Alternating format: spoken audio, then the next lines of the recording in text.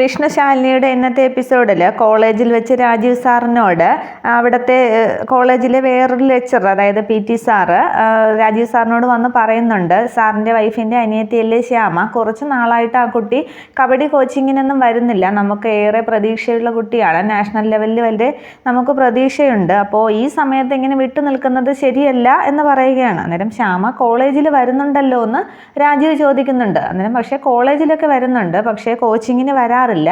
ആ കുട്ടിയുടെ ക്ലാസ്സിലേക്ക് ഞാൻ നോട്ടീസൊക്കെ അയച്ചു നോക്കി, ക്ലാസ്സും ചിലപ്പോഴൊക്കെ അറ്റൻഡ് ചെയ്യാറില്ല എന്നാണ് അറിഞ്ഞത്. എന്തെങ്കിലും ഇഷ്യൂ ഉണ്ടെങ്കിൽ നമുക്ക് പരിഹരിക്കാം, കോച്ചിങ് സെൻറ്ററിൽ പ്രശ്നമൊന്നുമില്ല, ഇനി കോളേജിൽ എന്തെങ്കിലും പ്രശ്നം ഉണ്ടെങ്കിൽ സാറ് ഒന്ന് പരിഹരിച്ച് ആ കുട്ടിയോട് ക്ലാസ് അറ്റൻഡ് ചെയ്യാൻ പറയണം എന്ന് ആ PT സാറ് രാജീവിനോട് പറയുന്നുണ്ട്.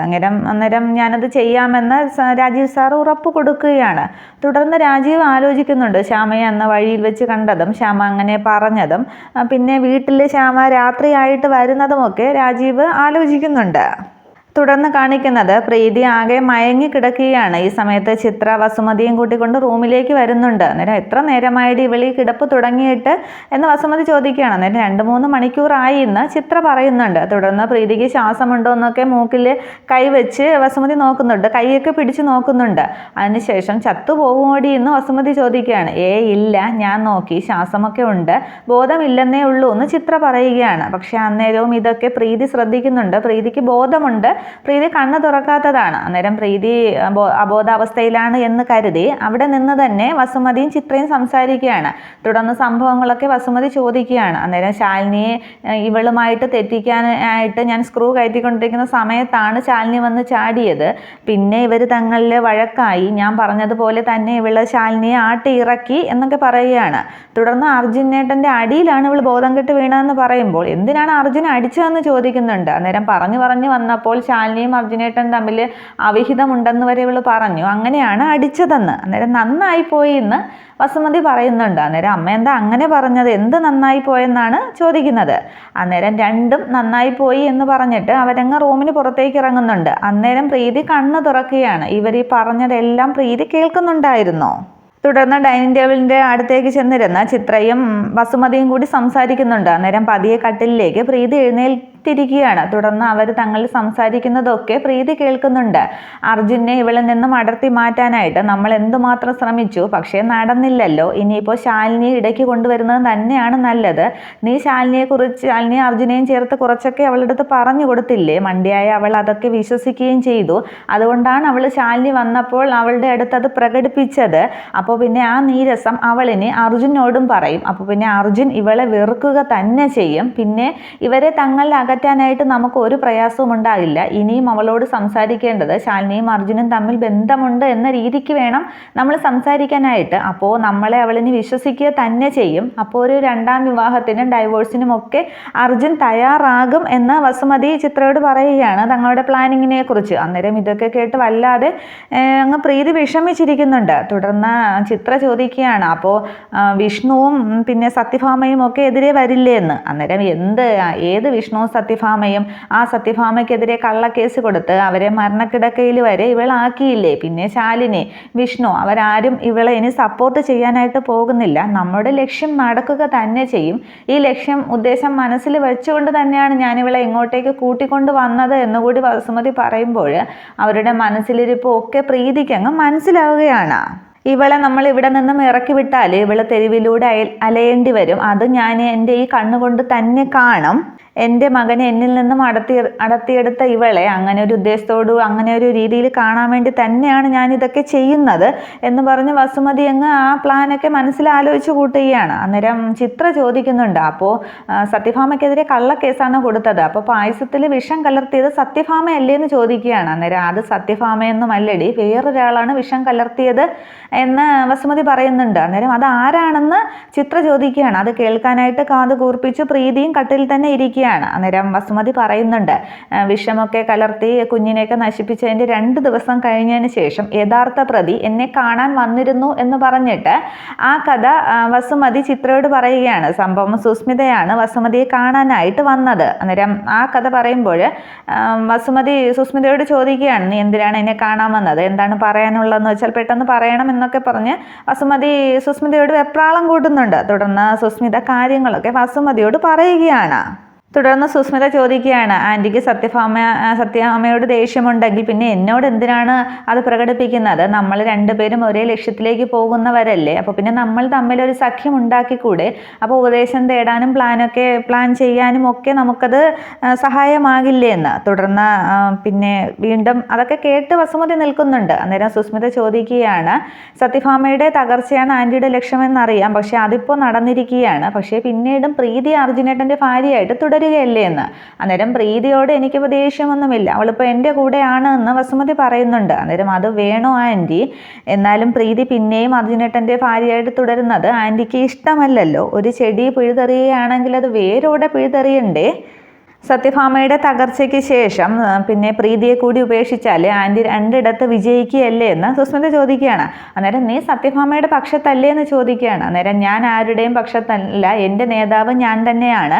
ഞാൻ സത്യഭാമയുടെ കൂടെ നിൽക്കുന്നത് വിഷ്ണുവേട്ടനെ കിട്ടാൻ വേണ്ടി തന്നെയാണ്. പക്ഷെ അതിന് എൻ്റെ മുമ്പിൽ തടസ്സങ്ങളായിട്ടുള്ളത് പ്രീതിയും ശാലിനിയും തന്നെയാണ്. പ്രീതി ഇപ്പോൾ പക്ഷേ ആൻറ്റിയുടെ കൂടെ ആയിരിക്കാം, പക്ഷേ സത്യഭാമയ്ക്ക് ഒരടി കിട്ടും എന്ന് തോന്നിയാൽ സർവ്വ ആയുധങ്ങളും എടുത്ത് ശാലിനി തന്നെ മുന്നിട്ടിറങ്ങും. അപ്പോൾ അവരെയും തമ്മിൽ തെറ്റിക്കണം എന്ന് സുസ്മിത പറയുകയാണ്. അന്നേരം അതിന് എന്താണ് ചെയ്യേണ്ടത് എന്ന് വസുമതി ചോദിക്കുന്നുണ്ട്. പായസത്തിൽ വിഷം ചേർത്ത് കൊടുത്ത് പ്രീതിയുടെ കുഞ്ഞിനെ കൊന്നത് സത്യഭാമ തന്നെയാണെന്ന് പ്രീതി പോലീസിനോട് പറയണം, കോടതിയിലും അങ്ങനെ തന്നെ പറയണം. പക്ഷെ ശാലിനി തെളിയിക്കാനായിട്ട് ശ്രമിക്കും എന്ന് സുസ്മിത പറയുന്നുണ്ട്. അന്നേരം അതിന് ശാലിനിയുടെ കയ്യിൽ എന്തോ ഫോറൻസിക് തെളിവൊക്കെ ഉണ്ടെന്നല്ലേ പറഞ്ഞത് എന്ന് സുസ്മിത ചോദിക്കുന്നുണ്ട്. അന്നേരം അതൊക്കെ ഉണ്ടായിരിക്കാം, പക്ഷേ സത്യഭാമയല്ല അതിൽ വിഷം ചേർത്ത് കൊടുത്തത്. ശാലിനി അന്ന് ACP ശ്രീരഞ്ജിനിയുടെ മുമ്പിൽ പറഞ്ഞതൊക്കെ ശരിയാണ്. ആ കൂടി നിന്നവരിൽ ഒരാൾ തന്നെയാണ് വിഷം ചേർത്തത് എന്നോ ഒരു ക്രൂരമായ മുഖത്തോട് ദേഷ്യത്തോടു കൂടി സുസ്മിത പറയുന്നുണ്ട്. അന്നേരം ആകെ അന്തം വിടുന്ന വസുമതി അതാരാണ് ചെയ്തത് എന്ന് ചോദിക്കുകയാണ്. അന്നേരം ഞാനാണ്, ഈ സുസ്മിത തന്നെയാണ് ചെയ്തത് എന്ന് ഉറച്ച നിലപാടോടുകൂടി സുസ്മിത അങ്ങ് വസുമതിയുടെ മുന്നിൽ നിന്ന് പറയുന്നുണ്ട്. അന്നേരം ആകെ ദേഷ്യം വരുന്ന വസുമതി, എടി നിന്നെ ഞാൻ ഇന്ന് കൊല്ലുമെന്നും പറഞ്ഞ് സുസ്മിതയുടെ കഴുത്ത് പിടിച്ച് ഞെരിക്കുകയാണ്. അന്നേരം ഒരുമിധം വസുമതിയുടെ പിടിയിൽ നിന്നും ആ കഴുത്തിന് പിടിയൊക്കെ മാറ്റിയിട്ട് റോഡരികിൽ നിന്നാണ് ഇവരിങ്ങനെ വഴക്ക് കൂടുന്നതൊക്കെ. അന്നേരം സുസ്മിത പറയുന്നുണ്ട്, ആൻറ്റി ആൾക്കാരൊക്കെ ശ്രദ്ധിക്കുന്നു, മര്യാദയ്ക്ക് അടക്കി നിൽക്ക്, സത്യത്തെ ഉൾക്കൊള്ളാനായിട്ട് ശ്രമിക്കുന്നു. അന്നേരം ആകെ കലിതുള്ളി നിൽക്കുന്ന വസുമതി, എൻ്റെ അർജുൻ്റെ കുഞ്ഞിനെ വിഷം കൊടുത്ത് കൊന്നിട്ട് നീ എൻ്റെ മുമ്പിൽ ആളാവുന്നോ? നിന്നെ ഞാൻ ഇന്ന് കാണിച്ചു തരാൻ മതി, നിന്നെ ഞാൻ അഴി എണ്ണിക്കുമെന്ന് പറഞ്ഞ് വസുമതി ആരെയോ ഫോൺ ചെയ്യാനായിട്ട് ശ്രമിക്കുകയാണ്. അന്നേരം സ്വയം നിയന്ത്രിച്ച് സുസ്മിത പറയുന്നുണ്ട്, ആൻറ്റിക്ക് ആരെയാണ് ജയിലിൽ അയക്കേണ്ടത്? ഇപ്പോൾ എന്നെ ജയിലിലേക്ക് അയച്ചാൽ പ്രീതിയും സത്യഭാമയും തമ്മിൽ ഒന്നാവുകയും ചെയ്യും. അവിടെ സത്യഭാമയുടെ വീഴ്ച സംഭവിക്കുകയില്ല. ആൻറ്റിക്ക് സത്യഭാമയല്ലേ ജയിലിലേക്ക് അയക്കേണ്ടതെന്ന് തന്ത്രപരമായിട്ട് സുസ്മിത ചോദിക്കുന്നുണ്ട്. തുടർന്ന് വീണ്ടും സുസ്മിത പറയുകയാണ്, സത്യങ്ങളൊക്കെ അറിഞ്ഞ് സത്യഭാമയും പ്രീതിയും തമ്മിൽ ഒന്നായാൽ ശാലിനിയെ പിന്നെ മരുമകളായിട്ട് സത്യഭാമ അംഗീകരിക്കുക തന്നെ ചെയ്യും. പിന്നെയും സത്യഭാമ ഉയരങ്ങളിലേക്ക് തന്നെയാണ് പോകുന്നത്. അവിടെ ആൻറ്റി ഒറ്റപ്പെടും. പിന്നെ പ്രീതിയുടെ വയറ്റിലുണ്ടായിരുന്നത് സത്യഭാമയുടെ കൊച്ചുമകനാണ്. ആ കുട്ടിയും നാളെ ആൻറ്റിക്ക് നേരെ ആയുധം എടുക്കില്ല എന്ന് എന്താണ് ഉറപ്പ്? പിന്നെ ആൻറ്റി തന്നെയാണ് ഔട്ടാകാൻ പോകുന്നത്. പിന്നെ സത്യഭാമ തരാമെന്ന് പറഞ്ഞ 1 കോടി കിട്ടുമെന്ന് ഉറപ്പുണ്ടോ?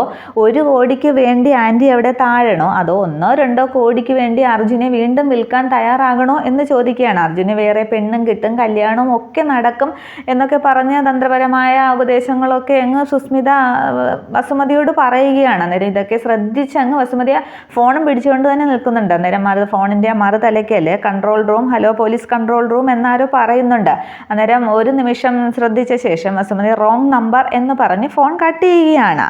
തുടർന്ന് ഫോൺ വെച്ച് ആകെ ആലോചനയിൽ നിൽക്കുന്ന വസുമതിയോട്, അതെ നല്ല കുട്ടി, വീട്ടിൽ പോയി ഒന്ന് എണ്ണയൊക്കെ തേച്ച് തലയൊന്ന് തണുത്ത് കുളിക്കാൻ നോക്ക്, ഞാൻ പറഞ്ഞത് നന്നായിട്ടൊന്ന് ആലോചിക്കും നോക്ക്, പിന്നെ പ്രീതിയെ നമ്മുടെ കൂടെ നിർത്താൻ നോക്ക്, ഞാനിപ്പോൾ പോവുകയാണെന്ന് പറഞ്ഞ് സുസ്മിത അന്നേരം വസുമതിയുടെ അടുത്ത് നിന്നും പോവുകയാണ്. അന്നേരവും ആലോചിച്ച് അങ്ങനെ നിൽക്കുകയാണ് വസുമതി എന്താണ് ചെയ്യേണ്ടതെന്ന്.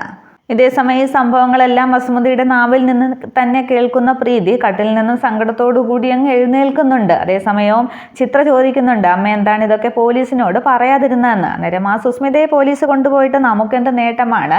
നമുക്ക് സത്യഭാമയല്ലേ തകർക്കേണ്ടത്? പിന്നെ പ്രീതിയും സത്യഭാമയും തമ്മിൽ മാനസികമായി അകറ്റണമായിരുന്നു. നമ്മുടെ എല്ലാ ഉദ്ദേശങ്ങളും നടന്നല്ലോ.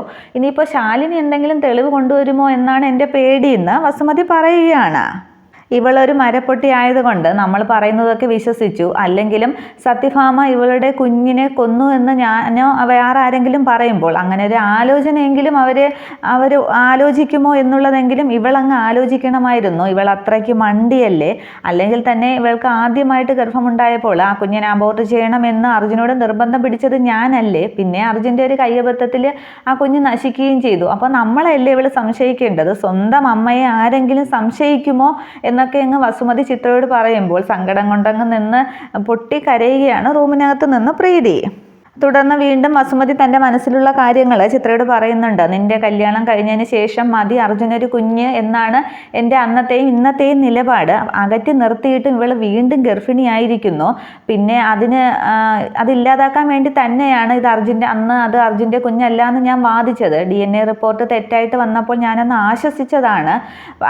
ആ റിപ്പോർട്ടും കൊണ്ട് അന്ന് ഇവളുടെ സീമന്ത ചടങ്ങിന് സത്യഭാമയെ അപമാനിക്കാൻ വേണ്ടി തന്നെയാണ് ഞാൻ മനഃപൂർവ്വം അവിടെ ചെന്നത്. പക്ഷെ അവിടെയും ശാലിനി നമ്മളെ തോൽപ്പിച്ചു കളഞ്ഞു. അന്ന് ഇവളുടെ സീമന്തത്തിന് എല്ലാവരുടെയും മുമ്പിൽ വെച്ച് ഇവളുടെ സീമന്ത രേഖയിൽ സിന്ദൂരം വെച്ച് ആശ്ലേഷിക്കുമ്പോഴും ഞാൻ മനസ്സിൽ കരയുകയായിരുന്നു.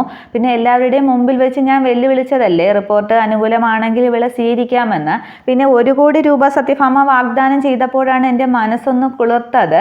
അപ്പോൾ പിന്നെ ഇവളുടെ വയറ്റിൽ കിടക്കുന്ന ആരുടെ കുഞ്ഞായാലും ഞാൻ സ്വീകരിച്ചേനെ എന്ന് വസുമതി പറയുകയാണ്. അന്നേരം ഇതൊക്കെ അങ്ങ് സങ്കടത്തോടെ അകത്തു നിന്ന് പ്രീതി കേൾക്കുന്നുണ്ട്.